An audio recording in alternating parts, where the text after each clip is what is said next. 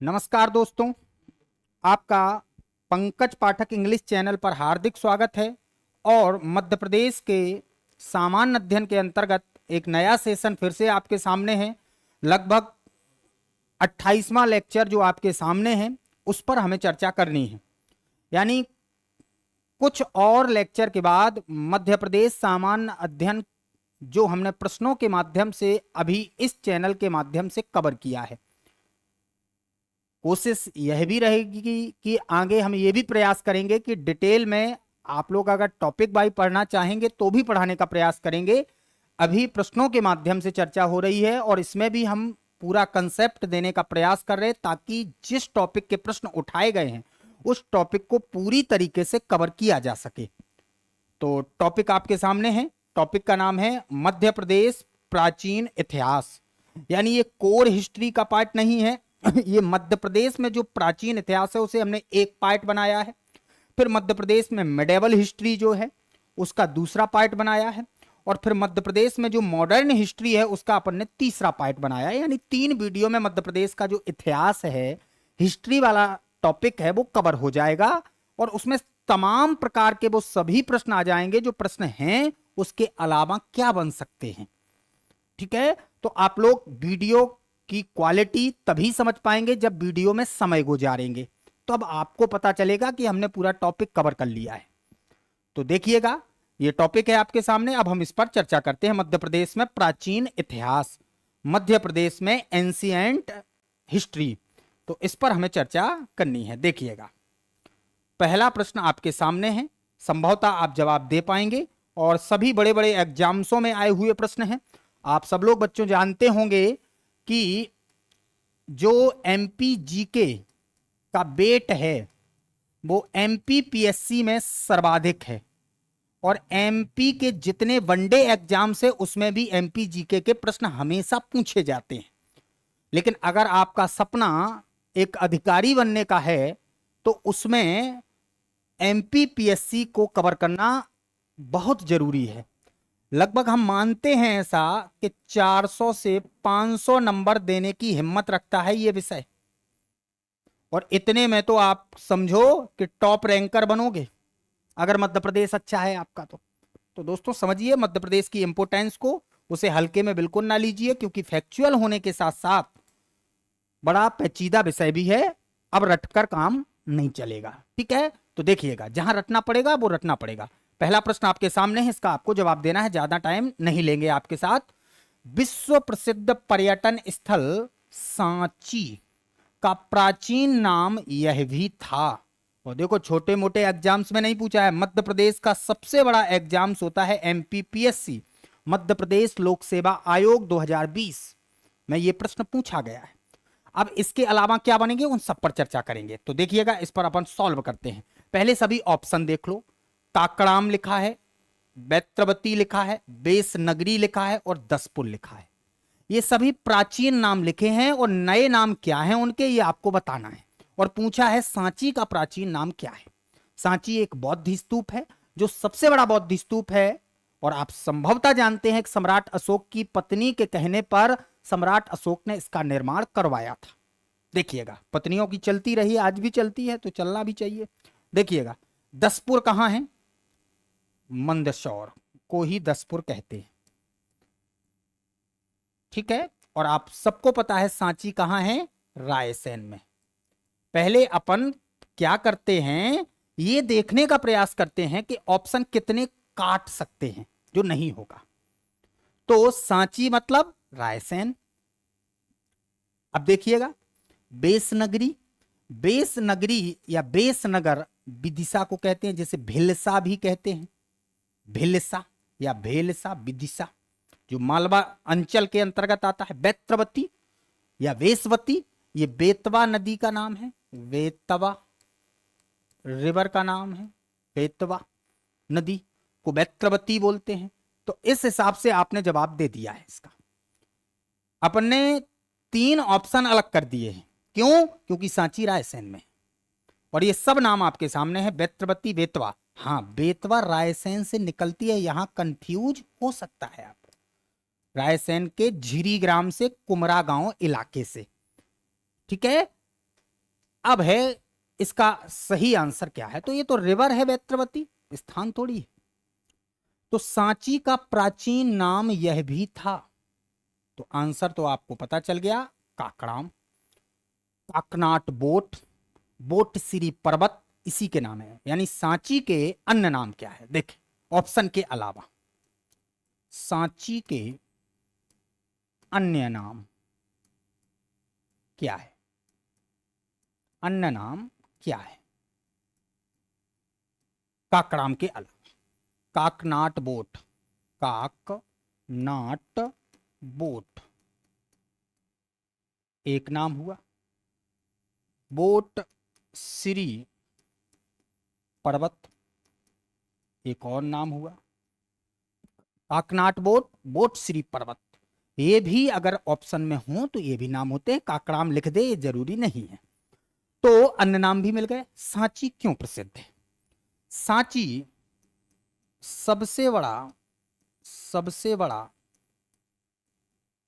बौद्ध स्तूप है, सबसे बड़ा बौद्ध स्तूप है सांची।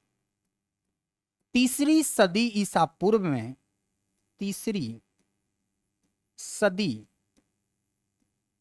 ईसा पूर्व में सम्राट अशोक, जो मौर्य वंश के सम्राट थे, सम्राट अशोक ने करवाया था इसका निर्माण। तो सबसे बड़ा बौद्ध स्तूप है। तीसरी सदी ईसा पूर्व में सम्राट अशोक ने इसका निर्माण करवाया था, अपनी पत्नी के कहने पर, रानी कुमार देवी या श्रीदेवी के कहने पर निर्माण करवाया था।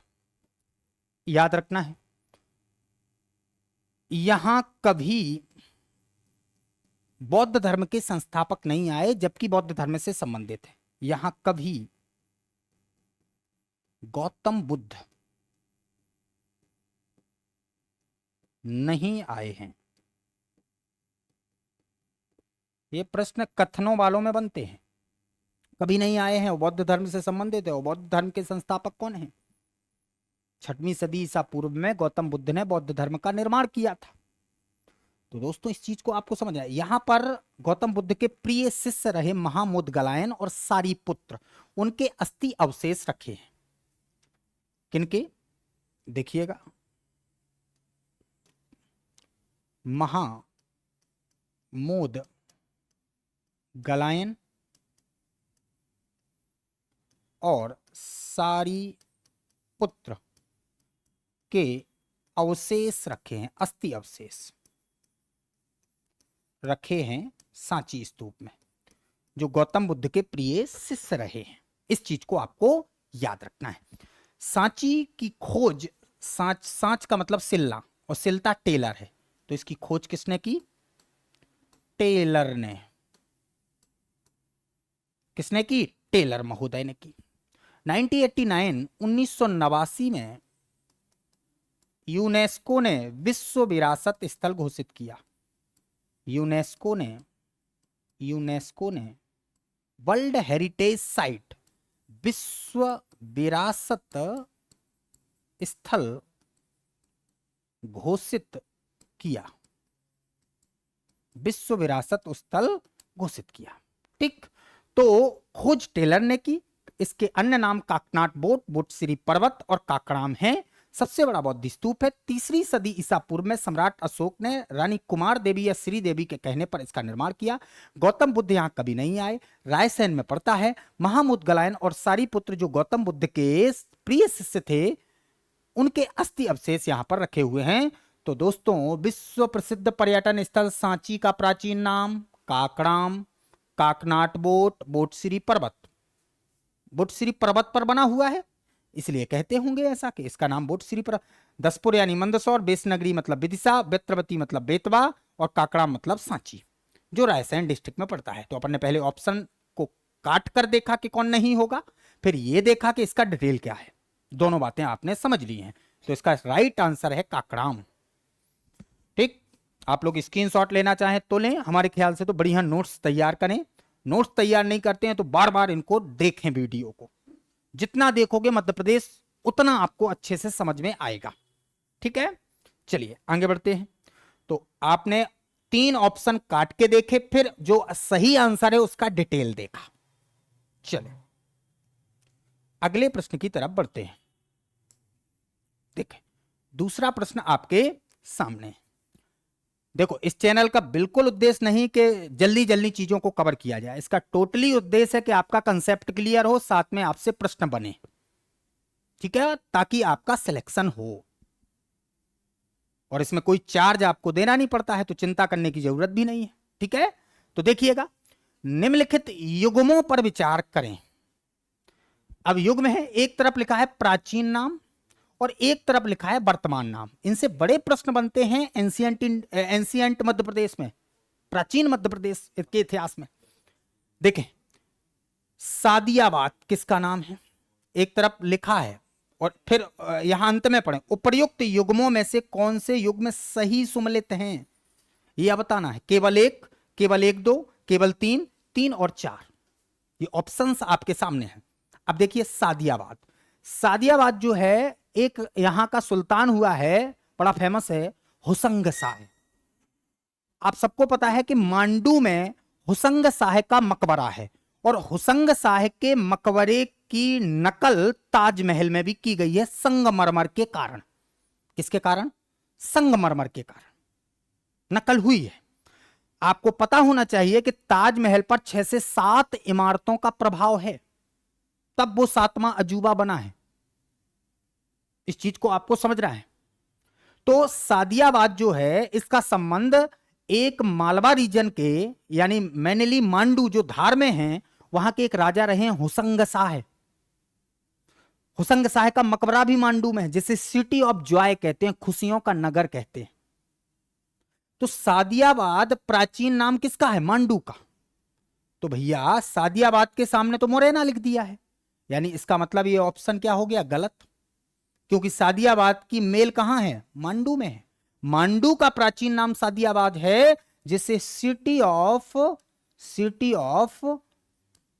जॉय कहते हैं, खुशियों का नगर कहते हैं। इस चीज को याद रखना है। अब लिखा है मयूर वन, मयूर का पालन, अब नाम से भी आप बता सकते हैं, मयूर का पालन मुरैना डिस्ट्रिक्ट, जिसे गजक का शहर कहते हैं। गजक एक खाने वाली चीज होती है, गजक। गजक यहां पर बहुत होती है मुरैना में। मुरैना में सरसों भी सर्वाधिक होता है। इस चीज को आपको याद रखना है। तो जो मुरैना है उसका नाम ही मयूर वन है, और उसके सामने तो मांडू लिख दिया है। इसका सही मेल कहां है? मुरैना में। तो बच्चा ये भी गलत हो गया, दोनों गलत निकाल लिया। आपको तो सही सुमलित बताना है। अब लिखा है दिलीप नगर, एक राजा हुए हैं दिलीप राजा, उनके नाम पर दतिया दादा से आ रहा है, तो दतिया का नाम दिलीप नगर पड़ा है। और दिलीप नगर के सामने बिल्कुल है दतिया लिखा है, और दतिया मां पीतांबरा का गढ़ है। मां पीतांबरा की नगरी है। मां पीतांबरा की क्या है? नगरी है। इस चीज को आपको याद रखना है। मां पीतांबरा की क्या है? नगरी है दिलीप। दतिया, दतिया विधानसभा बड़ी चर्चित रहती है सीट मध्य प्रदेश में। जब इलेक्शन होते हैं यहां पर बड़ी चर्चित रहती है। बड़े बड़े पॉलिटिशियन यहां पर पार्टिसिपेट करते हैं, भाग लेते हैं, और कोई भी जीत जाए कोई भी हार जाए, दोनों चर्चा का विषय बन जाते हैं। दतिया की सीट बड़ी इंटरेस्टिंग सीट है, विधानसभा सीट ये मध्य प्रदेश के इलेक्शन में। दिलीप नगर दतिया ही है। भेलसा नगर हमने आपको बताया था, विदिशा का नाम बेसनगर भी है और भिलसा नगर भी है। ये मुगल कालीन नाम है भिलसा, याद रखना है, ये मुगल कालीन नाम है। ये नया फैक्ट आपको दे दिया, मुगल कालीन नाम है विदिशा का, भिलसा।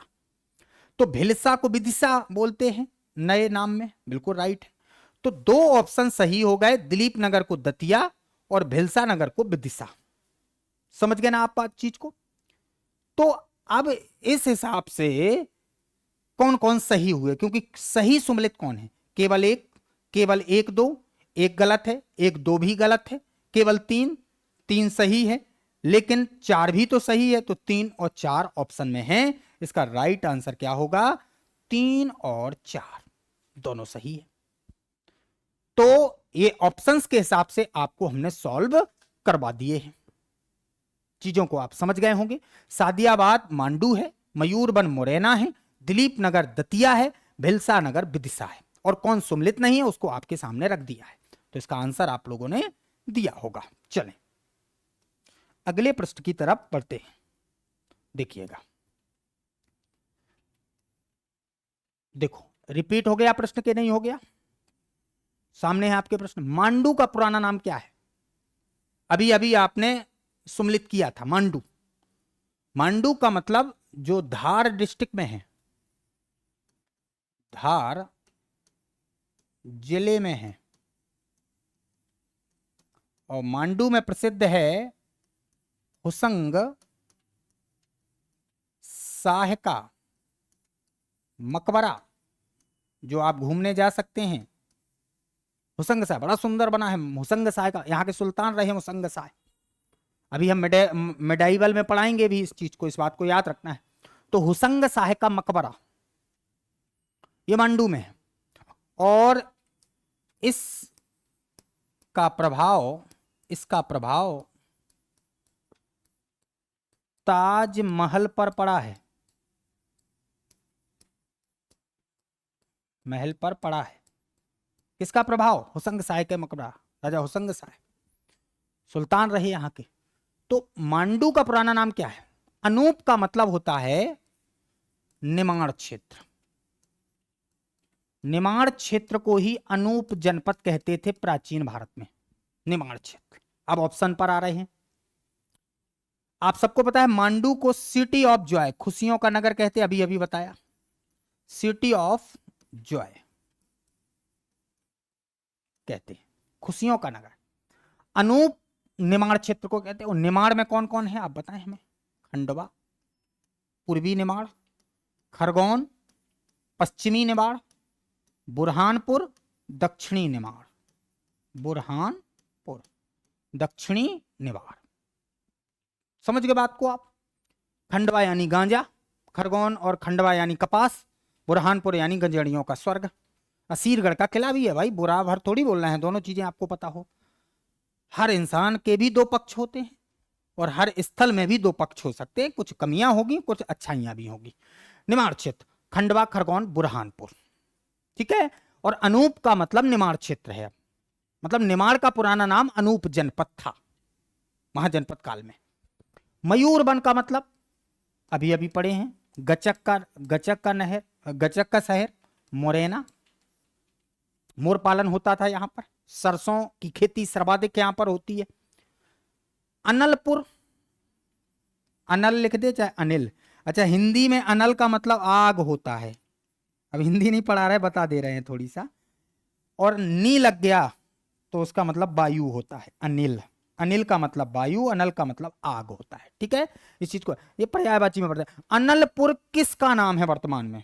ये प्राचीन नाम लिखा है। ये कहते थे जहां सिंधियाओं का आखेट स्थल था। देखो हर बात में क्वेश्चन छिपा है, यही महत्व है मध्य प्रदेश का। हमने पूछ लिया है जिस नगर को सिंधियाओं का हंटिंग स्थल या शिकार स्थल या आखेट स्थल कहते थे, जहां माधवपुर नेशनल पार्क है या माधव नेशनल पार्क है, वो कहां है? सबसे चोटैया पर, चोटैया के थोड़ी नीचे, यानी मध्य प्रदेश के सबसे ऊपर उत्तरी में, उसके थोड़ी नीचे जो ग्वालियर संभाग के अंतर्गत आता है उसका नाम है शिवपुरी। तो शिवपुरी को कहते हैं भैया अनलपुर। अब देखो ऑप्शन के हिसाब से आंसर आपने दे दिया है। मांडू का प्राचीन नाम है सादियाबाद, समझ गए? इस जब सल्तनत काल चल रहा था तब का नाम है, यानी मुस्लिम नाम है सादियाबाद, और इसी का ट्रांसलेट हुआ होगा सिटी ऑफ जॉय, खुशियों का नगर सादियाबाद। तो मांडू का प्राचीन नाम सादियाबाद है, और डिटेल क्या हो सकता है वो हमने आपके सामने रख दिया है। चलिए, तो आप लोग जवाब दे पाए होंगे। चलिए अगला नाम आ गया। देखो प्राचीन नाम है, प्राचीन मध्य प्रदेश है तो प्राचीन नाम है। मुडवारा किसका प्राचीन नाम है? मुडवारा किसका प्राचीन नाम है? जबलपुर, कटनी, रीवा, मंडला, आपके सामने लिखें, बताएं। चलिए देखिएगा, जबलपुर का मतलब त्रिपुरी है, त्रिपुरी क्षेत्र है, इसी को तेवर बोलते हैं, तेवर क्षेत्र जबलपुर है। रीवा का ऐसा कोई प्राचीन नाम नहीं है, बघेली राजा यहां पर राज करते रहे हैं, रीवा के रजवाड़े रहे हैं, और रीवा एक ऐतिहासिक महत्व का स्थल है, इसमें कोई दो राय नहीं है। रीवा अपने आप में एक रियासत रही है, परमिलरी रही है, ठीक है, तो इसका कोई प्राचीन नाम निकल के सामने नहीं आएगा, तो इसे तो इसलिए हटा दो। मंडला का भी कोई आपको प्राचीन नाम ऐसा देखने को नहीं मिलेगा। तो ऑप्शन के हिसाब से इसका राइट आंसर होना चाहिए कटनी। ऐसे ऑप्शन को अलग करना पड़ता है और इसके लिए जानना पड़ेगा पहले मध्य प्रदेश को। समझ गए ना बात को? तो मुडवारा किसका प्राचीन नाम है? कटनी का है। किसका नाम है? कटनी का है। और कटनी औद्योगिक क्षेत्र है, औद्योगिक क्षेत्र है। कैसा क्षेत्र है कटनी? औद्योगिक क्षेत्र। इसी का प्राचीन नाम मुडवारा है, औद्योगिक इलाका है, औद्योगिक क्षेत्र है। अच्छा, मंडला के लिए हम एक जानकारी जरूर देना चाहते हैं जो भौगोलिक जानकारी है।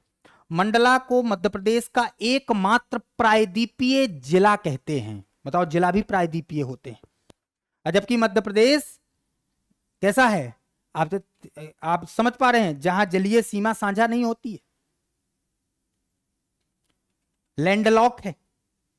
तो मंडला क्या है? एकमात्र, एकमात्र लिखा है तो बहुत महत्वपूर्ण हो जाता है। एकमात्र प्रायद्वीपीय जिला है। ऐसा क्यों? क्योंकि नर्मदा नदी इसे कुंडली आकार में तीन तरफ से घेरती है। नर्मदा रिवर, नर्मदा नदी इसे तीन तरफ से घेरती है। कितने तरफ से घेरती है? तीन तरफ से घेरती है मंडला को, इसलिए प्रायद्वीपीय है। और तीन तरफ से जो जल से घिरा हो वही तो प्रायद्वीप है। पेनिनसुला बोलते हैं अंग्रेजी में उसे, पेनिनसुला। तो मुडवारा किसका प्राचीन नाम है? कटनी का। औद्योगिक क्षेत्र है, औद्योगिक कैपिटल नहीं है, वो इंदौर है। औद्योगिक क्षेत्र है। चूना यहां होता है कटनी में, चूना की नगरी है कटनी, ठीक है। चूना लगाना, कटनी जाओ, कहते नहीं चूना लगा दिया, ठीक है, यानी घाटे में कर दिया। तो कटनी का चूना प्रसिद्ध है भाई साहब, इस बात को आपको याद है। पत्थर भी प्रसिद्ध है, इसलिए हमने लिख दिया एक शब्द औद्योगिक क्षेत्र है, इंडस्ट्रियल इलाका है या इंडस्ट्रियल एरिया है ये। तो मुडवारा किसका प्राचीन नाम है? कटनी का। तो हमने आपके सामने ऑप्शन को अलग करके बता दिया है और कुछ एक्स्ट्रा हो वो भी बता दिया है।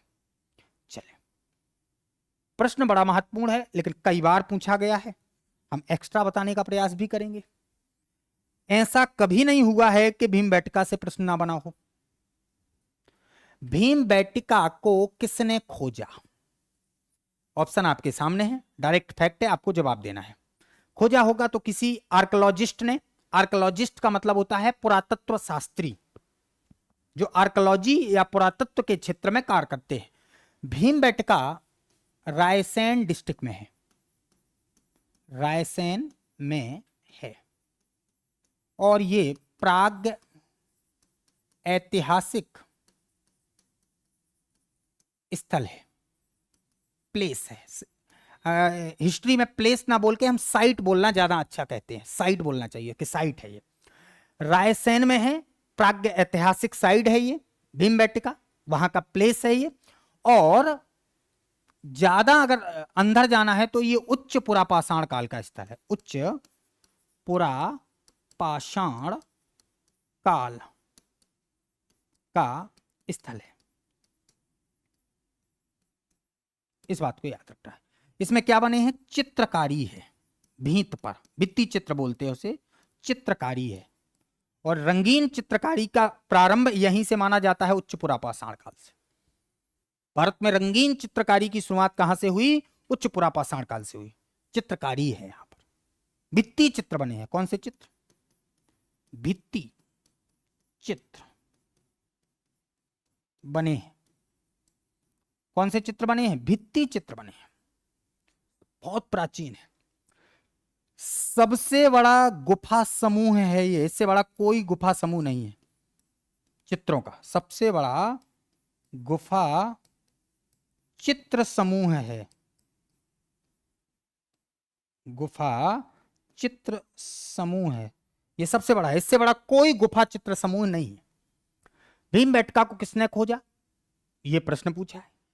1957 से 58 में एक प्रसिद्ध पुरातत्व शास्त्री हुए, उनका नाम है विष्णु श्रीधर, विष्णु श्रीधर बाकड़कर। इनने खोजा, पुरातत्व शास्त्री है। इनका जन्म नीमच में हुआ था। बहुत प्रसिद्ध है इसलिए हमने इनका जन्म स्थल बता दिया है। विष्णु श्रीधर बाकड़कर का जन्म नीमच में हुआ था। 1957-58 में विष्णु श्रीधर बाकड़कर ने भीमबेटका को खोजा। और आप सबको पता है भीमबेटका को यूनेस्को ने विश्व विरासत स्थल 2003 में निर्धारित किया। वर्ल्ड हेरिटेज साइट, विश्व विरासत स्थल 2003 में अनाउंस हुआ भीमबेटका। दोस्तों आप इसका जवाब दिए होंगे।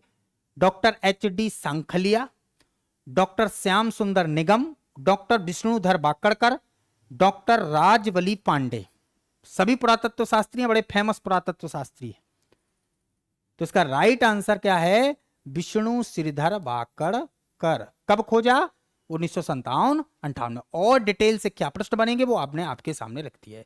भित्ति चित्र जो है वो पशु पक्षियों के बने हुए हैं, शिकार करते हुए लोगों को बताया गया है। शिकार ही तो इस समय लोग करते थे, हंटिंग।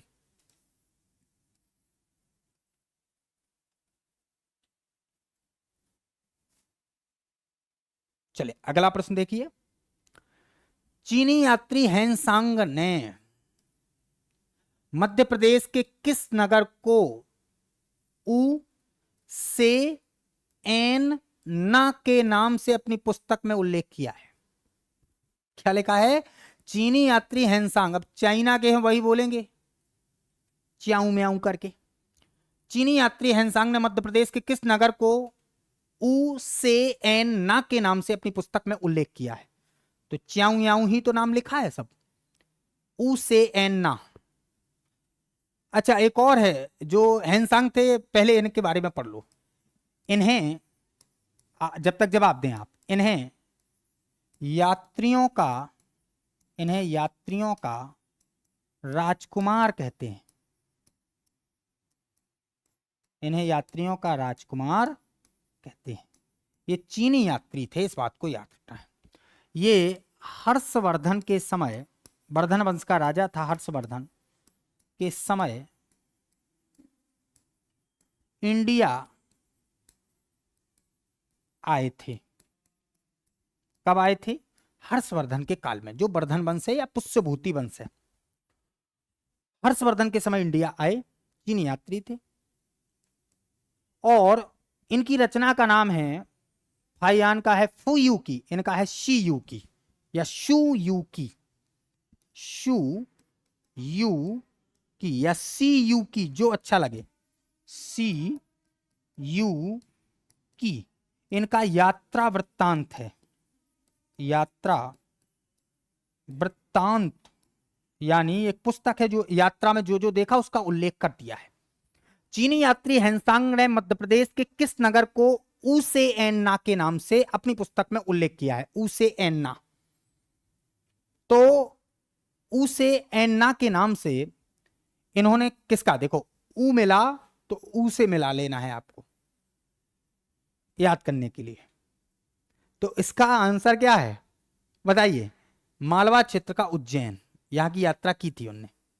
उज्जैन का उल्लेख उन्होंने अपनी पुस्तक में ऊ से एन ना के नाम से किया है। और खजुराहो का उल्लेख उन्होंने चू चू टी के नाम से किया है।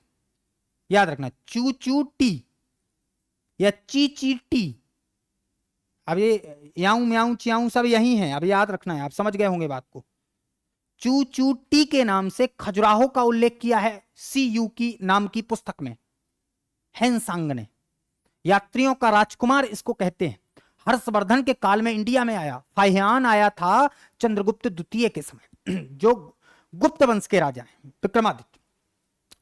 तो हेनसांग ने ऊ से एन ना का नाम उज्जैन से जोड़ा है और चूचू टी का नाम खजुराहो से जोड़ा है।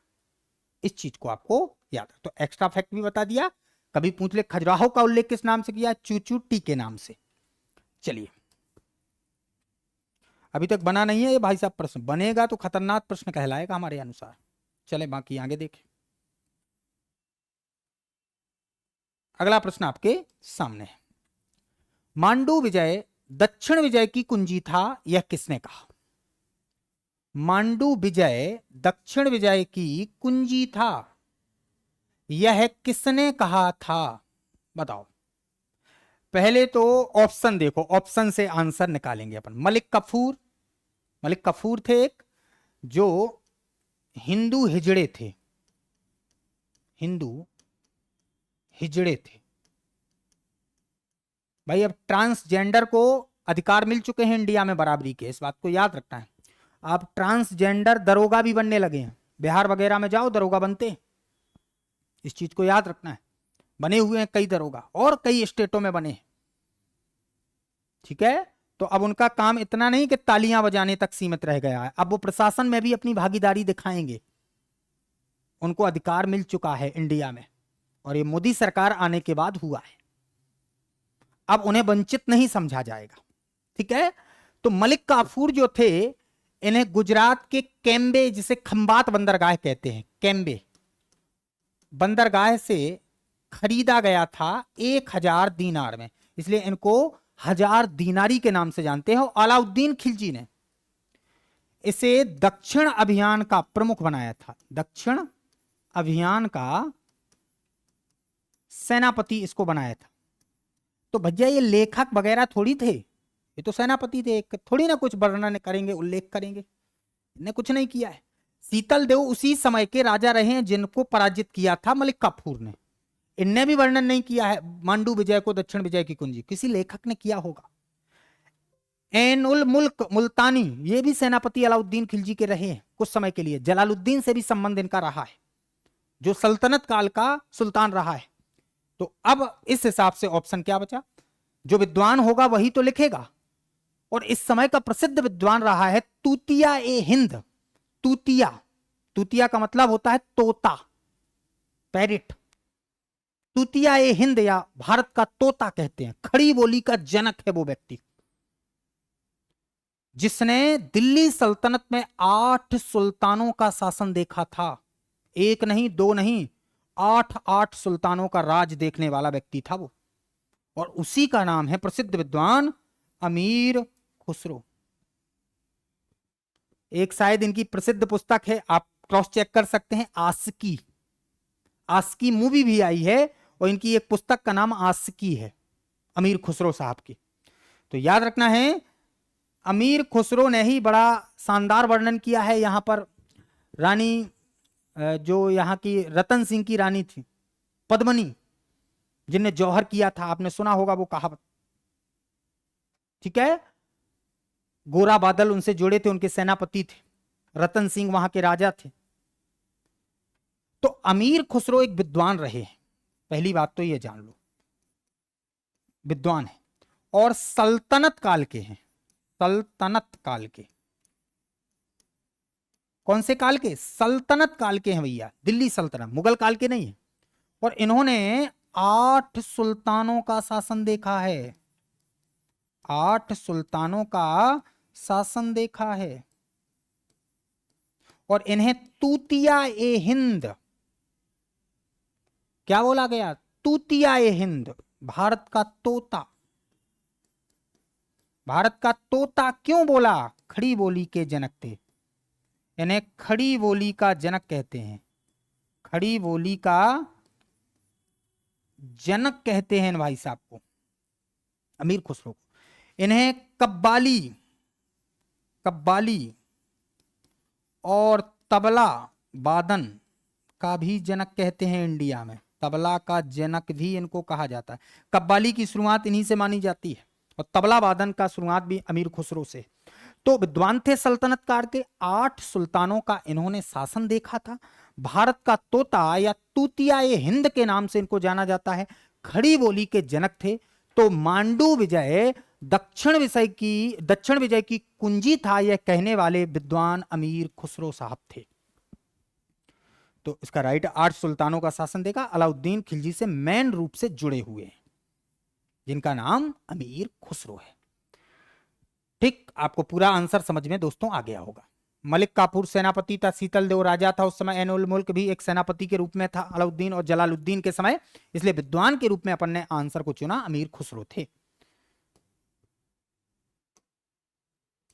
चले अगला प्रश्न देखिए, आपके सामने है, इसे सॉल्व कीजिए। नचना कुटार का मंदिर किससे संबंधित है? लॉर्ड गणेश, लॉर्ड पार्वती, अब भाई देवी हैं तो देवी पार्वती, देवी दुर्गा, भगवान शिव, लॉर्ड शिव। अब अंग्रेजी में लॉर्ड मतलब देवी को क्या बोलते हैं हम, देखो अंग्रेजी हमारी बड़ी खतरनाक टाइप की है, बाकी चिंता नहीं करना है आपको, हम धीरे धीरे चीजें सीख रहे हैं। अब देखिएगा, भगवान गणेश, देवी पार्वती, देवी दुर्गा, भगवान शिव, ये 4 ऑप्शन है। नचना कुटार 2 ऐसे प्रसिद्ध मंदिर है जो भगवान शिव को एक समर्पित है और एक पार्वती को समर्पित है, और ये मध्य प्रदेश के बुंदेलखंड अंचल से साझा करते हैं अपनी सीमा। अब देखते हैं इसमें नचना कुटार का जो मंदिर है, पहले आप आंसर दें, हम इसका डिटेल बता रहे हैं। नचना कुटार का मंदिर गुप्तकालीन मंदिर है, गुप्त काल का मंदिर है ये भैया, गुप्तकालीन मंदिर। और खास बात क्या है, गुप्त काल को प्राचीन काल का स्वर्ण काल कहते हैं, एंशिएंट इंडिया का स्वर्ण काल है, प्राचीन भारत का स्वर्ण काल कहते हैं गुप्त काल को। इतना डेवलपमेंट हुआ हर क्षेत्र में।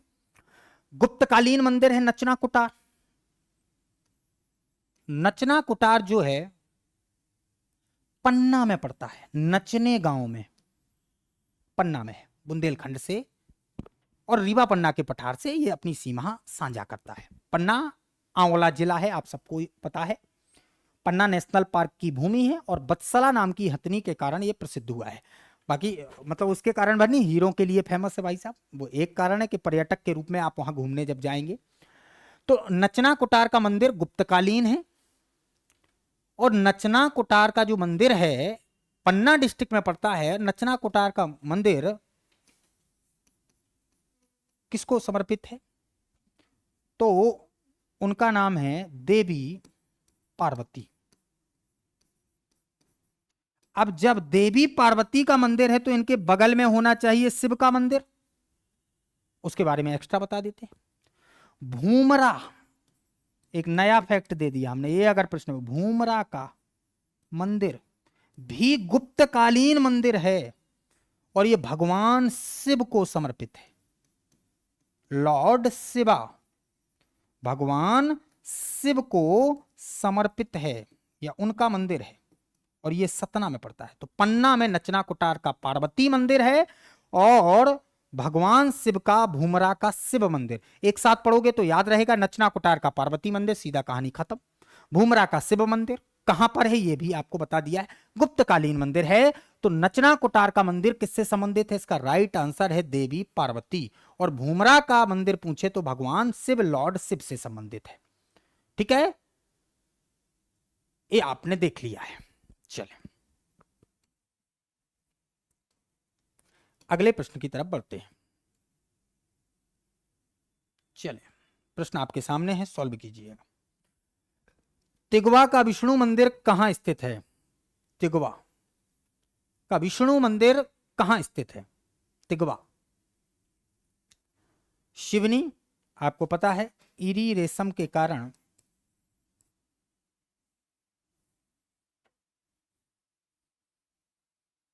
इरी रेशम के कारण एमपी का लखनऊ शिवनी है। छिंदवाड़ा भारिया जनजाति प्लस पातालकोट है यहां पर के लिए प्रसिद्ध है। कटनी चूना एक्स्ट्रा चीजें भी मिलेंगी, नगरी है। जबलपुर आम डिस्ट्रिक्ट है, आम जिला, जिसे तेवर या त्रिपुरी कहते हैं। कलचुरियों ने राज किया है, कलचुरी वंश ने, तेवर। देखिए इस पर कंफ्यूजन है, ये भी गुप्तकालीन मंदिर है, पहले लिख देते हैं, ये गुप्तकालीन मंदिर है।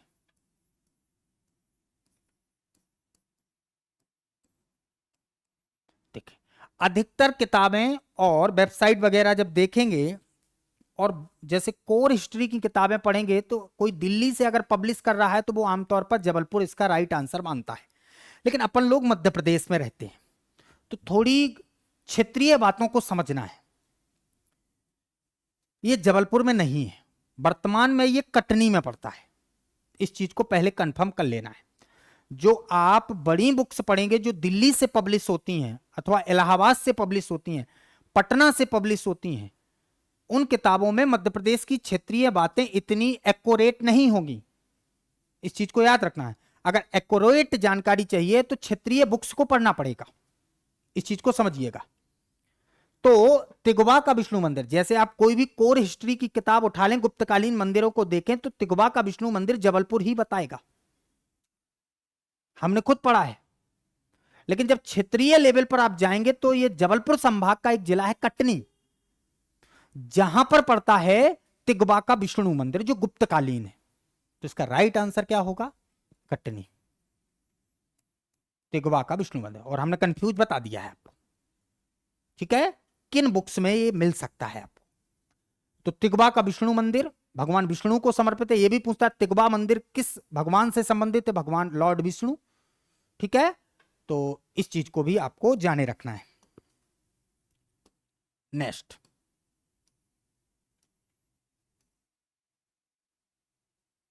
प्रश्न आपके सामने है, कथन में है, बड़ा अच्छा कथन वाले प्रश्न बड़े शानदार रहते हैं, इसमें दिमाग लगता है थोड़ी कि भाई कोई गड़बड़ ना हो जाए।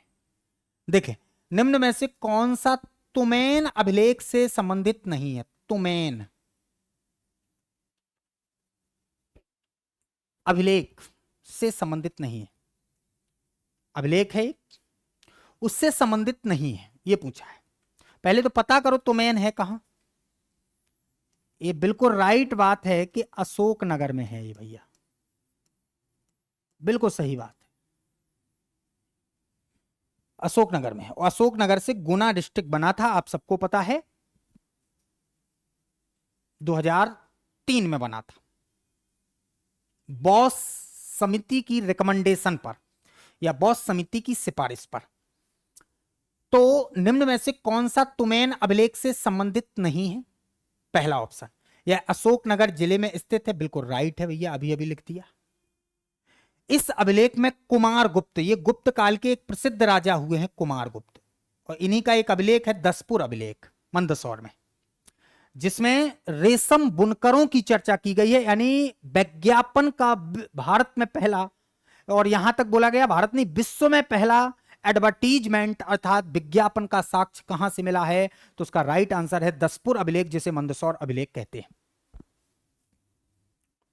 अब यह अभिलेख अशोकनगर में है, सही है भैया। ये इस अभिलेख में कुमार गुप्त के शासन की जानकारी प्राप्त होती है क्या? बिल्कुल राइट है, बिल्कुल होती है। और कुमार गुप्त को इसमें कहा गया शरदकालीन सूर्य के समान, जो शरद काल का सूर्य जैसा दिखता हो, कुमार गुप्त के बारे में कहा। अब निंदा की गई है या प्रशंसा, आप समझ सकते हैं शरदकालीन सूर्य कैसा होता है। शरद ठंडी वाला सूर्य, दोनों बातें हैं इसमें, अच्छाई भी और बुराई भी। आप समझ रहे होंगे। तो अगला देखें, यह अभिलेख रेशम बुनकर श्रेणी के अंतर्गत आता है। बिल्कुल गलत है भाई साहब, अभी अभी बताए हैं हम आपको। विश्व में विज्ञापन का पहला प्रमाण दसपुर या मंदसौर अभिलेख में है, जो मंदसौर में पड़ता है, दसपुर अभिलेख में, और उसमें रेशम बुनकरों की चर्चा की गई है। इसमें तो कुमार गुप्त का प्रशासन बताया गया है, कोई एडवर्टीजमेंट की बात ही नहीं है इसमें, तो मैन अभिलेख में। तो ये तो काट दो, ये विज्ञापन का कोई प्रमाण नहीं है। इस अभिलेख में राजा को, राजा यानी कौन, कुमार गुप्त को शरदकालीन सूर्य के समान कहा गया, अभी अभी जस्ट बताया, शरदकालीन सूर्य के समान कहा, यह भी बिल्कुल राइट है। केवल इतनी बातें हैं। तो तुमैन अभिलेख में कुमार गुप्त के प्रशासन की जानकारी प्राप्त होती है। कुमार गुप्त के प्रशासन की जानकारी प्राप्त होती है तुमैन में, या गुप्तकालीन जानकारी मिलती है। तो यह अशोकनगर जिले में है, बिल्कुल सही है भैया। इस अभिलेख में कुमार गुप्त के शासन की जानकारी प्राप्त है, बिल्कुल राइट है। इस अभिलेख में रेशम बुनकर श्रेणी के अंतर्गत आता है, बिल्कुल गलत है, विज्ञापन का कोई प्रमाण नहीं है, प्रशासन की जानकारी है इसमें। इस अभिलेख में राजा को शरदकालीन सूर्य के समान यानी कुमार गुप्त को बताया, बिल्कुल राइट है। 3 तो सही हो गए। पूछा क्या है, निम्न में से कौन सा तुमैन अभिलेख से संबंधित नहीं है? जल्दबाजी में टिकना लगाना नहीं है, पूछा है। तो इसका राइट आंसर क्या होगा, जो गलत है, सी नंबर, क्योंकि ये दसपुर अभिलेख की बात है। हम यहीं लिख देते हैं, ये बात दसपुर या मंदसौर अभिलेख कहते हैं, दसपुर अभिलेख की है, अभिलेख की है। जबकि इसमें क्या बताया है, तुमैन अभिलेख के बारे में। तो दोस्तों आपने इसका आंसर दिया होगा ऑप्शंस देखकर, और चीजों को अच्छे से समझे होंगे। देखें अगला प्रश्न आपके सामने है, मध्य प्रदेश में गुप्तकालीन सुपिया अभिलेख कहां से प्राप्त हुए हैं? सुपिया, उसी से मिलता जुलता नाम देख लेना है भैया, ये ट्रिकी प्रश्न है, ट्रिकी जवाब ही दे पाओगे। अशोकनगर में आपको पता है तुमैन है, समझ गए इस बात को। कच्छ पगात के जो अभिलेख मिले हैं वो कहीं ना कहीं जबलपुर अंचल से मिले। तो अब इस हिसाब से आप जवाब आपको खोजना है। मध्य प्रदेश में गुप्तकालीन सुपिया अभिलेख कहां से प्राप्त हुआ है? सुपिया, अशोकनगर, रीवा, जबलपुर, सिवनी। सुपिया, सुपिया रीवा, इस बात को याद रखो, सुपिया रीवा।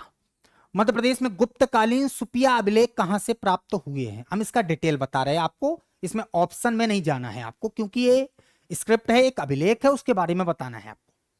सुपिया अभिलेख जो है, इसका आंसर तो आपने बता दिया है, रीवा में है, बिल्कुल सही बात है, रीवा में। अशोकनगर के अभिलेख की अभी हमने चर्चा कर ली है, उसका नाम आप जानते हैं, तुमैन है, ठीक है। तो सुपिया अभिलेख कहां से प्राप्त हुआ है? रीवा में। इसमें गुप्त काल की वंशावली का वर्णन है, खास बात यह है, गुप्त काल की वंशावली का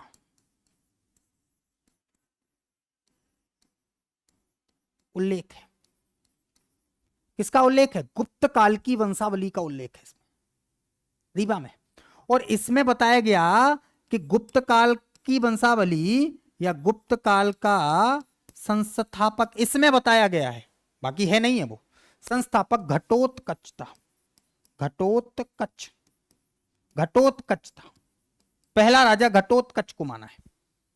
जबकि आप सब जानते हैं गुप्त काल का संस्थापक श्रीगुप्त है, लेकिन इसमें श्रीगुप्त से शुरू ना करके घटोत्कच से शुरू किया है सुपिया अभिलेख में। तो गुप्त काल की वंशावली का वर्णन इसमें है। मध्य प्रदेश के किस अभिलेख में गुप्त काल की वंशावली का वर्णन है? सुपिया अभिलेख में, ये राइट आंसर है। तो सुपिया अभिलेख कहां है? रीवा डिस्ट्रिक्ट में पड़ता है, सफेद शेरों की भूमि, सफेद शेरों का नेशनल पार्क बांधवगढ़ जो उमरिया में है। दोस्तों आपने इसका जवाब दे दिया होगा। सुपिया अभिलेख से और क्या प्रश्न बन सकते हैं हमने आपके सामने लिख दिए हैं। चलिए देखिए आपके सामने लिखा है, इसका जवाब दें। प्रश्न पढ़ें। मध्य प्रदेश के दसपुर क्षेत्र में किस वंश का शासन था? दसपुर क्या है पहले तो ये पता हो। समझ गए ना, चीजों को बताना है आपको। चार ऑप्शन है, ओलिकार वंश, परिव्राजक वंश, राष्ट्रकूट वंश, नाग वंश।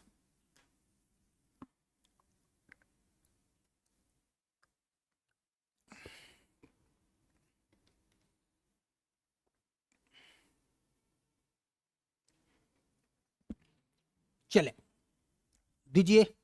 मध्य प्रदेश के दसपुर, दसपुर का मतलब होता है मंदसौर।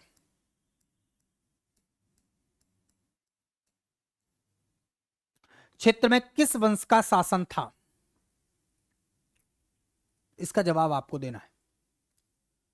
राष्ट्रकूट वंश को इसलिए खत्म कर देना है क्योंकि ये दक्षिण का वंश है, मैनली दक्षिण भारत से। नागवंश विदिशा से ज्यादा संबंधित है। वृषनांग जिसके संस्थापक यहां मध्य प्रदेश में माने जाते हैं। परिव्राजक को निमाड़ क्षेत्र में आपको रखना है, कुछ मात्रा में जबलपुर में भी इन्होंने राज किया परिव्राजक, तो इसे भी काट देना है। क्यों? क्योंकि मंदसौर का ही नाम दसपुर है, तो ये तो भैया कट गए हैं।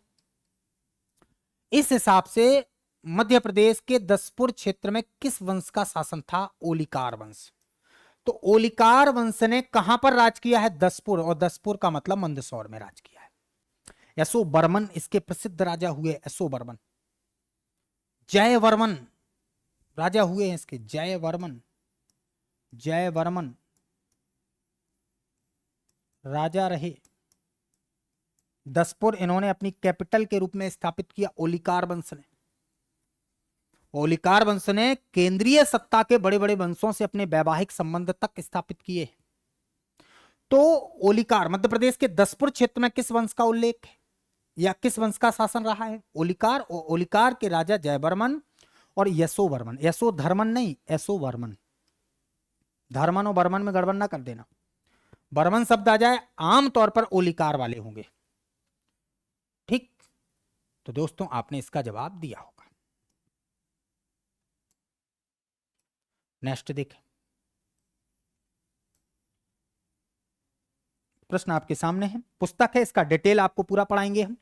मेगस्थनीज ने अपनी पुस्तक इंडिका, मेगस्थनीज की पुस्तका का नाम है इंडिका, में प्रिनास नदी किस नदी को कहा है?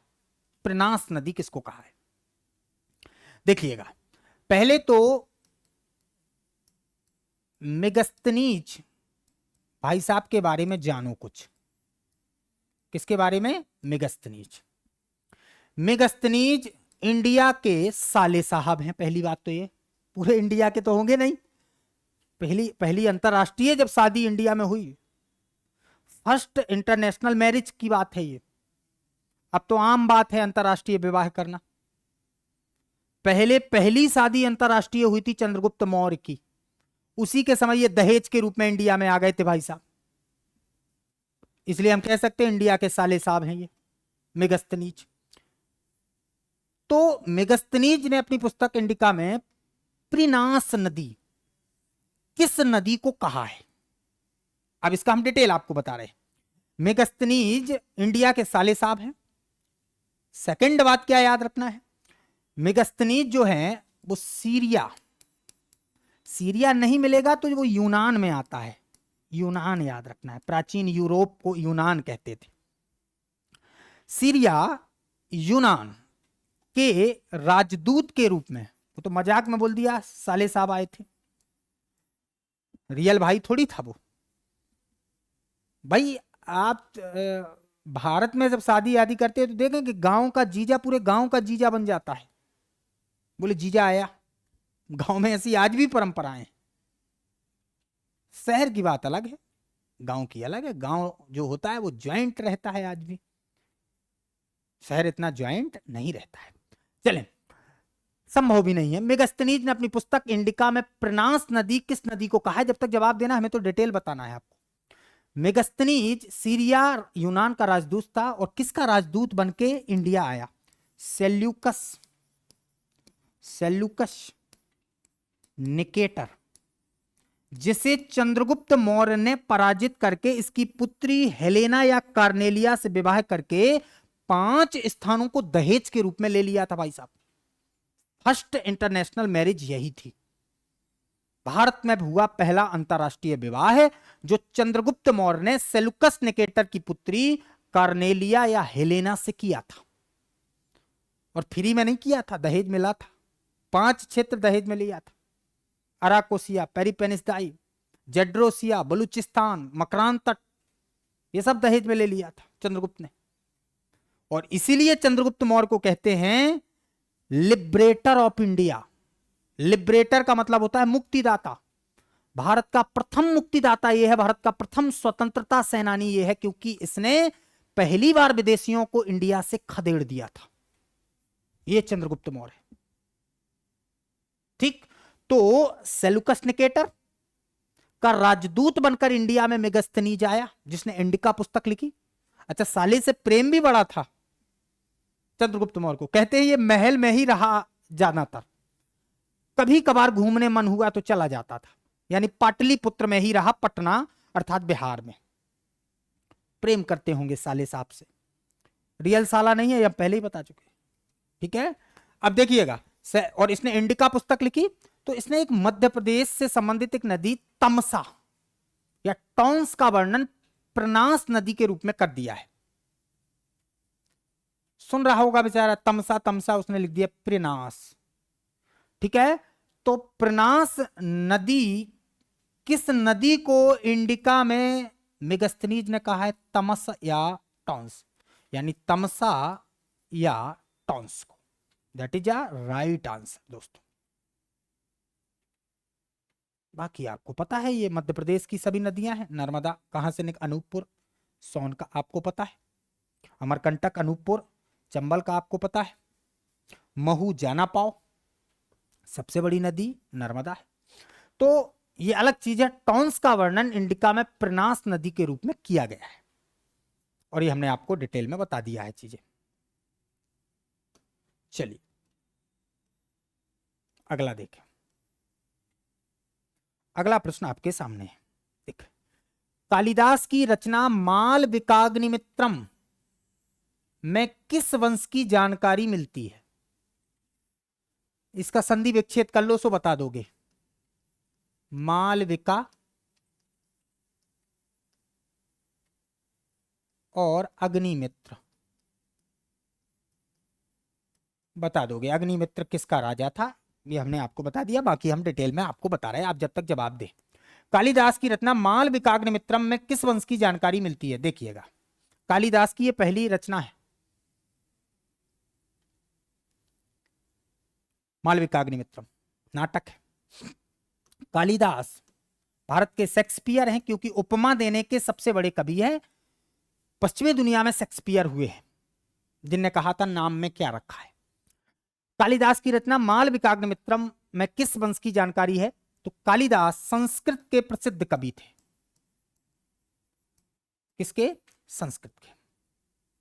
चंद्रगुप्त द्वितीय विक्रमादित्य के नवरत्न में शामिल थे, इसलिए उनके पुत्र का संबंध लेके कदम्बर देश गए थे, केरल में, कि विवाह कर लो। कालिदास ने 3 नाटक लिखे, 2 खंडकाव्य लिखे, तब सबको रटे होते हैं, हम बताएंगे तो नहीं, बाकी बोल देंगे। 2 महाकाव्य लिखे, लिखेंगे नहीं, देखिएगा। टोटल इनकी 7 रचनाएं हैं कालिदास की। 3 नाटक कौन है? मालविकाग्निमित्रम, विक्रमोर्वशीयम, अभिज्ञान शकुंतलम।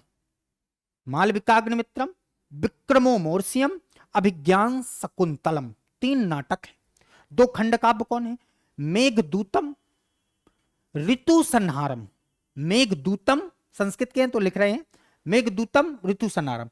2 महाकाव्य हैं इनके, कुमार संभव, शिव पार्वती और उनसे उत्पन्न कार्तिकेय का पूरा वर्णन है। कुमार संभव और रघुवंशम, जिसमें राजवंशों का वर्णन है। तो इनकी टोटल 7 है। मालविकाग्निमित्रम में ये शुंग वंश के राजा थे। शुंग वंश के राजा जिनका विवाह ऑलरेडी हो गया था, लेकिन विदर्भ का युद्ध जीतकर इन्होंने मालविका से प्रेम संबंध करके विवाह रचा था, जिन्हें जेल भी हुई थी मालविका को, लेकिन कहते हैं प्रेम की जीत हुई थी। तो मालविका और अग्निमित्र शुंग की प्रेम कहानी का वर्णन ही मालविकाग्निमित्रम नाम के नाटक में है। तो इसका राइट आंसर, कालिदास की रचना मालविकाग्निमित्रम में किस वंश की जानकारी मिलती है? शुंग वंश, क्योंकि अग्निमित्र शुंग वंश के राजा थे, जिसके संस्थापक पुष्यमित्र शुंग थे, जिन्होंने पाटलिपुत्र से राजधानी विदिशा बनाई थी, पुष्यमित्र शुंग ने। और विदिशा के ही राज्यपाल थे अग्निमित्र शुंग। विदिशा बेसनगर के राज्यपाल या राजपाल थे। तो इसका राइट आंसर शुंग वंश। चले नेक्स्ट पॉइंट देखिए, प्रश्न आपके सामने है। कंदरिया, कंदरिया महादेव मंदिर यानी शिव को समर्पित होगा। कंदरिया महादेव मंदिर का निर्माण किसने कराया? पहले तो पता हो है कहां, आप बता तो दोगे, हमें पता है। कंदरिया, कंदरिया महादेव मंदिर खजुराहो में है, और खजुराहो छतरपुर डिस्ट्रिक्ट में आता है। किसमें आता है? छतरपुर डिस्ट्रिक्ट में आता है कंदरिया महादेव मंदिर। आप सबको पता है खजुराहो के मंदिरों का निर्माण चंदेल राजाओं ने करवाया। चंदेल राजा निर्माता थे। चंदेल राजा क्या थे? निर्माता थे। चंदेल वंश के संस्थापक नन्नुक रहे। देखिएगा, महादेव मंदिर सबसे बड़ा मंदिर है यहां खजुराहो में, 31 मीटर ऊंचा है। कंदरिया महादेव 31 मीटर, सबसे बड़ा यहां का मंदिर है कंदरिया। ठीक, हिंदू धर्म से संबंधित है। किसने करवाया कंदरिया महादेव मंदिर का निर्माण? प्रश्न यह है। राजा चंदेल राजा होगा। तो देखो इसमें चंदेल राजा कौन है, देख लो, सभी तो लिखे हैं भाई। आप हमीर बर्मन को काट सकते हैं। विद्याधर परमारी देव राजा धंग, ये तो फेमस है। अलाउदल परमारी देव, धंग का भी अपना एक इतिहास है। जैन मंदिरों का बड़ा निर्माण किया इनने। विद्याधर भी है, बड़े विजेता राजा रहे हैं विद्याधर। तो राजा गंड के पुत्र, चंदेल वंश का राजा है गंड, राजा गंड के पुत्र विद्याधर ने इस मंदिर का निर्माण करवाया। तो कंदरिया महादेव मंदिर का निर्माण किसने कराया? इसका राइट आंसर विद्याधर है। ठीक, महादेव मंदिर सबसे बड़ा मंदिर है यहां का। खजुराहो में अब 25 मंदिर शेष बचे हैं, बाकी खंडित हो चुके हैं। 84 प्लस मंदिर थे, 25 मंदिर शेष बचे हैं। पंचायतन शैली में यहां के मंदिर बने होते हैं। कौन सी शैली में? पंचायतन शैली में मंदिर यहां के बने हैं। पंचायतन का मतलब होता है एक मेन मंदिर और 4 अन्य मंदिर, 5 देवताओं के मंदिर। पंचायतन शैली का मतलब यह होता है 5 मंदिरों का समूह। तो कंदरिया महादेव मंदिर का निर्माण विद्याधर ने करवाया। आपने इसका जवाब दे दिया होगा। राजा गंड के पुत्र थे विद्याधर। देखिए आपके सामने है प्रश्न। चंदेल वंश के संस्थापक खाली स्थान हैं। देखो, जय शक्ति के नाम पड़ा जेजाक भुक्ति। जेजाक भुक्ति, एक राजा चंदेल वंश के जय शक्ति हुए, जय शक्ति विजय शक्ति। विद्याधर और यशोधर्मन, ये भी फेमस रहे हैं। तो चंदेल वंश के संस्थापक नन्नुक थे। पहला प्रश्न जवाब तो यह है। 9वीं सदी में 831 ईस्वी लिखते हैं उसे, 9वीं सदी में इन्होंने चंदेल वंश की स्थापना की। चंदेल वंश कभी गुर्जर प्रतिहार के फ्यूड थे, यानी सामंत थे। किसके सामंत थे? गुर्जर प्रतिहार के सामंत थे, फ्यूड थे, चंदेल। फिर कहते हैं अलग स्वतंत्र रूप से बुंदेलखंड में चंदेल वंश ने राज किया। इनकी पहली राजधानी खजुराहो थी, खजूर वाहक जिसे बोलते हैं, पहली कैपिटल खजुराहो है। फिर खजुराहो के बाद इनकी और भी कैपिटल है, और भी राजधानी, उसको कहते हैं कालिंजर। फिर महोबा भी इन्होंने कैपिटल बनाई परमारी देव के समय। ये राजधानियां रही हैं चंदेल वंश की। गुर्जर प्रतिहारों के फ्यूड यानी उनके सेवक या सामंत थे। तो चंदेल वंश के संस्थापक नन्नुक हैं। 831 ईस्वी या 9वीं सदी में इन्होंने चंदेल वंश की निर्माण किया, जो बुंदेलखंड में पड़ता है। और बुंदेलखंड को इन्हीं के कारण, जय शक्ति के कारण, जेजाक भुक्ति क्षेत्र कहते हैं, या कह सकते हैं बुंदेलखंड का पुराना नाम जेजाक भुक्ति है। तो इसका आंसर आपने दे दिया, इसका राइट आंसर नन्नुक है। चले अगले प्रश्न की तरफ बढ़ते हैं। प्रश्न आपके सामने है, धंग किस वंश का शासक था? अगर अच्छे से प्रश्न देख रहे हैं तो आप जवाब दे पाए होंगे। धंग किस वंश का शासक था? धंग, गंड, धंग, विद्याधर, यशो, जय सिंह, विजय सिंह, नन्नुक, परमारी देव, ये सब कहीं ना कहीं चंदेल वंश से हैं, और इसमें चंदेल वंश ऑप्शन में नहीं है। तो पहले तो धंग किस वंश का शासक है? धंग चंदेल वंश का शासक है, जब तक जवाब दिया। और चंदेल वंश का संस्थापक नन्नुक था। राजा धंग ने गुर्जर प्रतिहारों से अपने आप को स्वतंत्र कर लिया था, स्वतंत्र सत्ता को स्थापित किया। जेजाक भुक्ति, जो कहीं ना कहीं इनका पुराना नाम है जेजाक, बुंदेलखंड का जेजाक भुक्ति, जयसिंह के नाम पर जेजाक भुक्ति पड़ा है। अब भाई बुंदेलखंड से मालवा के परमारों का क्या लेना देना, महेशमती के कलचुरी का क्या लेना देना, त्रिपुरी के जो जबलपुर है उसका क्या लेना देना? तो इसका राइट आंसर दोस्तों क्या होगा? जेजाक भुक्ति के चंदेल। अगर चंदेल ना लिखते तो जेजाक भुक्ति के राजा लिख सकते थे। तो धंग किस वंश का शासक था? जेजाक भुक्ति। और इसने प्रसिद्ध मंदिर, जैन मंदिर हैं जो पार्श्वनाथ, मतलब यहां हिंदू मंदिर, जैन मंदिर सब है, वैष्णव मंदिर है, पार्श्वनाथ और विश्वनाथ मंदिर का निर्माण करवाया। पार्श्वनाथ और विश्वनाथ मंदिर जो जैन मंदिर है खजुराहो में स्थापित है, राजा धंग ने इनका निर्माण करवाया। और 3 फैक्ट इसके बताए हैं। धंग ने स्वतंत्र सत्ता के रूप में राज किया है, यानी गुर्जरों के अधीन रहकर राज नहीं किया। हर्ष भी एक राजा रहे इनके, उनके बारे में भी यही सब बोला जाता है। तो इसका राइट आंसर आपने दे दिया है। अगला प्रश्न देखिए, चंड प्रदोत किस प्राचीन गणराज्य के राजा थे? चंड प्रदोत, इनके बारे में डिटेल में बता रहे, पहले तो आप बताओ, क्योंकि मध्य प्रदेश का प्राचीन है या प्राचीन हिस्ट्री है, तो काशी का मतलब यूपी का क्षेत्र है भैया, इस हिसाब से आप इस ऑप्शन को काट देंगे। अंग चंपा का इलाका यानी बिहार का क्षेत्र है, इसलिए इस ऑप्शन को भी काट देंगे आप। बज्जी वैशाली इलाका, यानी वैशाली मतलब बिहार का क्षेत्र है।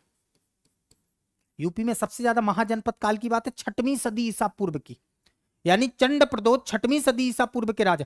तो ऑप्शन को काटने के हिसाब से अवंती का मतलब है एमपी, एमपी का मालवा अंचल, और मालवा अंचल का उज्जैन डिस्ट्रिक्ट, और उज्जैन का ही प्राचीन नाम अवंतिका है। तो इस हिसाब से इसका राइट आंसर क्या होगा? अवंती होगा। चंड प्रदोष जो थे ये गौतम बुद्ध के समकालीन राजा माने जाते हैं मध्य प्रदेश में, गौतम बुद्ध के समकालीन राजा है। लेकिन कभी भी गौतम बुद्ध इनसे मिलने नहीं आ पाए, बुलाते रहे।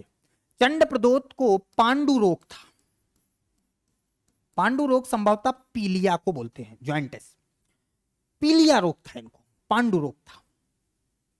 और इनके पांडु रोग को ठीक करने जीवक नाम का राजवैद्य बिंबिसार ने मगध के राजा ने भेजा था। जो मगध यानी बिहार का राजा था, बिंबिसार ने दोस्ती के लिए दोस्ती बना ली थी चंडप्रदोत। लेकिन चंडप्रदोत के पुत्र पालक ने कौशल को अपने अधीन कर लिया था, अर्थात काशी तक को जीत लिया था पालक ने, चंडप्रदोत के पुत्र ने। तो आंसर तो आप बता चुके, चंडप्रदोत अवंती महाजनपद का राजा था, प्रदोत वंश है इसका, और इसका पुत्र पालक था जिसने कौशल अर्थात काशी को जीता था। तो चंडप्रदोत गौतम बुद्ध के समकालीन, पांडु रोग से ग्रसित, जिनका इलाज बिंबिसार ने जीवक नाम के राजवैद्य से, डॉक्टर से करवाया था। बस इसका जवाब आपने दे दिया है। नेक्स्ट देखो, इतिहास है, थोड़ी बड़े वीडियो बन सकते हैं, हम कोशिश तो यही कर रहे हैं कि आपको जल्दी से जल्दी चीजें समझ में आ जाए। एक दो और हैं प्रश्न, अभी सॉल्व कीजिए। मध्य प्रदेश के किस क्षेत्र पर मगध वंश के शासकों का आधिपत्य था? मगध, ये नया शब्द सुना है। मगध वंश की राजधानी थी भैया बांधवगढ़। बांधवगढ़, और बांधवगढ़ का मतलब उमरिया डिस्ट्रिक्ट, और उमरिया डिस्ट्रिक्ट का मतलब मध्य प्रदेश का पूर्वी हिस्सा, पूर्वी हिस्सा एमपी का, और पूर्वी हिस्से का मतलब भौगोलिक रूप से बघेलखंड या रीवा पन्ना का क्षेत्र, तो बघेली इलाका है ये। इस हिसाब से आंसर निकाल लोगे आप। भद्रसेन इसके प्रसिद्ध राजा हुए हैं, भद्रसेन। भद्रमग, शिवमग, शिवमग ये प्रसिद्ध राजा हैं यहाँ के, और इनके जो अधिकतर सिक्के हैं वो उमरिया बांधवगढ़ से मिले। बांधवगढ़ इनकी कैपिटल या राजधानी थी, और बांधवगढ़ नेशनल पार्क आप सबको पता है उमरिया डिस्ट्रिक्ट में पड़ता है, जहां पर रीवा के राजा शिकार करने आते थे। तो मध्य प्रदेश के किस क्षेत्र पर मगध वंश के शासकों का आधिपत्य था या अधिकार था? बुंदेलखंड होगा नहीं, क्योंकि उत्तर में है बुंदेलखंड, मतलब उत्तर पर पड़ता है, उत्तर पूर्व में। मालवा नहीं है क्योंकि मध्य में पड़ता है, ये बात तो पश्चिम की है। पश्चिम तक मालवा का विस्तार, मतलब पूर्व तक मालवा का विस्तार नहीं है, पूर्व की बात है। उमरिया पूर्व में पड़ता है। शहडोल, उमरिया, अनूपपुर जो शहडोल संभाग के जिले हैं। निमाड़ आप सबको पता है सतपुड़ा के क्षेत्र, और निमाड़ जो है मालवा से सटा इलाका है। खंडवा, खरगोन, बुरहानपुर का इलाका, यानी साउथ एमपी है ये, तो ये भी गलत है। मतलब हमने बांधवगढ़ जो पूर्वी एमपी में है उस हिसाब से 3 ऑप्शन निकाल दिया। बुंदेलखंड उत्तर पूर्व है, मालवा मध्य है और कुछ पश्चिम को साझा करता है, और निमाड़ साउथ मध्य प्रदेश में है। इसका मतलब इसका राइट आंसर बघेलखंड होगा। लो, आंसर पता चल गया। मध्य प्रदेश के किस क्षेत्र पर मगध वंश के शासकों का आधिपत्य था? तो बघेलखंड पर। बांधवगढ़ और इसके प्रसिद्ध राजा भद्रसेन, भद्रमग और शिवमग थे। ठीक है, चलिए नेक्स्ट प्रश्न देखिए। प्रश्न आपके सामने है, सॉल्व कीजिए। मध्य प्रदेश के किस जिले में बोधि वंश के शासक के प्रमाण प्राप्त हुए हैं? अब ये नया वंश फिर मिल गया। बोधि वंश ने, या इनके सिक्के जो है, इनके सिक्के त्रिपुरी या तेवर क्षेत्र में मिले। और त्रिपुरी या तेवर का मतलब जबलपुर होता है। आंसर तो निकाल लोगे आप। इसके राजा कौन हुए? बसुबोधि, बसुबोधि, शिवबोधि, शिवबोधि, महाबोधि, महाबोधि, महाबोधि वृक्ष भी होता है, महाबोधि, ये इसके राजा हैं। बोधि वंश के प्रसिद्ध राजा वसुबोधि, शिवबोधि, महाबोधि और चंद्रबोधि। चंद्रबोधि ये बोधि वंश है, और इनका राज त्रिपुरी तेवर जबलपुर में रहा है, और वहीं पर इनके सिक्के मिले हैं। तो इसका राइट आंसर क्या होगा? जबलपुर, ऑप्शन में लिखा है। जबलपुर में कलचुरियों ने भी राज किया, महिष्मती ने में भी कलचुरी रहे। जबलपुर ग्वालियर के हिस्से में कुछ, ग्वालियर में मेनली कक्षपगात वंश रहे। तो इसका राइट आंसर जबलपुर होगा। चलिए नेक्स्ट प्रश्न। प्रश्न आपके सामने है, सॉल्व कीजिए। नवसाहसांक चरित के रचयिता कौन है? नवसाहसांक चरित, पहले तो ये मालवा का कोई राजा था, क्योंकि मालवा के जो परमारों के राजा रहे हैं, बड़े विद्वानों को संरक्षण देते रहे, और मालवा में परमार वंश सबसे प्रसिद्ध है। परमार वंश जिसके संस्थापक उपेंद्र या कृष्णराज थे, जिनकी पहली राजधानी धार थी, उपेंद्र या कृष्णराज मालवा। तो नवसाहसांक चरित के रचयिता कौन है? देखिए, राजा भोज ने बहुत पुस्तकें लिखी, हम मानते हैं। भोज प्रबंधनम लिखी, आप सबको पता है, प्रसिद्ध। विद्या विनोद लिखी, सरस्वती कंठावरण लिखी, सम्रांगण सूत्र लिखी, लेकिन उनकी नवसाहसांक चरित रचना है ही नहीं है। तो ये काट दिया। परमार वंश के राजा हैं, इनने पुस्तकें भी लिखी हैं। केशव दास की पुस्तकें, रसिक प्रिया, कवि प्रिया, गंगा लहरी, यमुना लहरी, कठिन काव्य के प्रेत हैं केशव दास। रीवा के राजाओं से भी इनका संबंध रहा है। तो मालवा कहां से आ गया रीवा में? ये ऑप्शन काट दोगे। पाणिनि इसलिए काट दोगे क्योंकि ये नंद वंश से संबंधित है। पाणिनि महापदम नंद के दरबारी रहे हैं पाणिनि, परम मित्र रहे हैं पाणिनि, व्याकरणाचार हैं पाणिनि। और पाणिनि की प्रसिद्ध पुस्तक का नाम है अष्टाध्यायी, जिस पर टीका पतंजलि ने महाभाष्य में लिखा है। महाभाष्य पुस्तक पतंजलि की है और पाणिनि की पुस्तक अष्टाध्यायी है, व्याकरणाचार हैं ये दोनों। ये महापदम नंद के दरबारी रहे हैं पाणिनि। तो ये भी नहीं है नवसाहसांक चरित। ऑप्शन के हिसाब से क्या राइट आंसर है? ऑप्शन काट दिए 3, परमल। जो परिमल राजा हैं, ये मालवा नरेश या मालवा के परमार राजा, मालवा के परमार राजा सिंधुराज के दरबारी थे। सिंधुराज के दरबारी विद्वान थे और उन्हीं का नाम है भाई साहब परिमल, जिनकी पुस्तक का नाम है नवसाहसांक चरित। ये है इसका राइट आंसर। चलिए नेक्स्ट प्रश्न देखो, ये बता दोगे, सरल प्रश्न है आपके लिए। जेल पहरी 2017, जेल पहरी 2017 भले लिखा है, कई और एग्जाम्स में आया है। सम्राट अशोक की पत्नी का जन्म कहां हुआ था? अब एक थोड़ी थी पत्नी, और भी पत्नियां थी इनकी, बड़े फेमस राजा रहे। तो खास बात क्या है, सभी पत्नियों का जन्म एक स्थान पर नहीं हुआ होगा। इसका मतलब है हम मध्य प्रदेश पढ़ रहे हैं, तो मध्य प्रदेश की कोई पत्नी रही थी इनकी, और इसके बारे में हमने आपको सांची के स्तूप में पढ़ाया है।